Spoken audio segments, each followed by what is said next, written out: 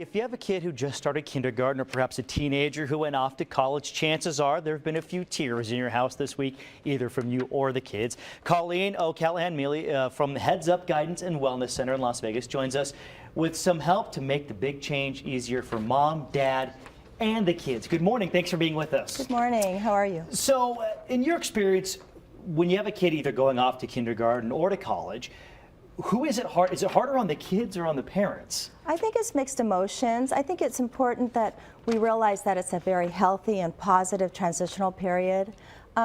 Parents have mixed emotions of joy and excitement and others of loss. With the children, it depends on if they're going to kindergarten. If they're going on to kindergarten, they're excited, but then they have a little bit of anxiety, separation anxiety. If they're going off to college, they have mixed emotions of, you know what, I'm independent, I'm independent, I'm excited, but at the same time, where's mom and dad going to be? Yeah, I'm also on my own a little bit at this point. Absolutely. As a parent, if you have, say, the crying 5-year-old going into kindergarten, or I was telling you during the break, I have an 18-year-old niece who went out to college this year. There was a couple of crying phone calls there. Your instinct or your urge is to, oh, come on, let me, take you home, let me hug you. How do you resist that? How do you get past that? Because we know it's not good for them to do that. I think the important thing is to know that they have a piece of you in them, and you've spent for kindergarten, you've spent the first 6 years preparing them for it. So trust your parenting. Going on to college, remember that, again, they're taking a piece of you with them. You spent 18 years preparing them. Trust that.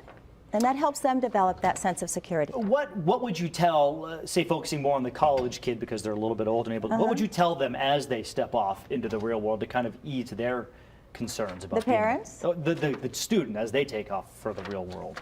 I think that as a parent, let them know that you believe in them. Let them know that if they have issues, they can come to you, they can talk to you. When you speak to them as the young, independent adult that they are, and they're going to help develop that confidence in themselves that you have in them.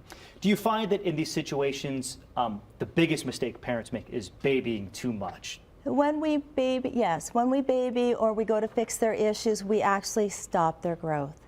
When we support them and allow them to go through their challenges, they become more confident, independent, and then we've truly done our job. And the toughest part is to realize that trusting in your parenting skills.